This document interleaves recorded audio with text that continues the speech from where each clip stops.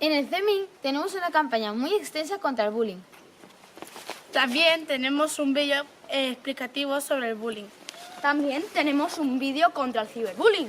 Además, en el CMI tenemos lo que se llama el buzón amigo, que sirve para explicar vuestros problemas y mejorar el pueblo.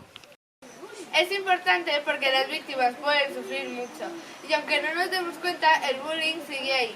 En los centros hace falta más educación inclusiva y en valores. La responsabilidad de acabar contra el bullying es de todos y todas.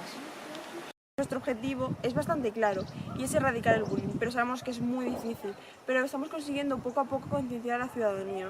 A corto plazo hemos conseguido ponerle nombre al bullying y concienciarnos de la importancia que tiene. No solo hemos sido capaces de identificar el bullying, sino también otras desigualdades. Ahora sabemos que el bullying no es cosa de niños, sino es un problema de toda la sociedad.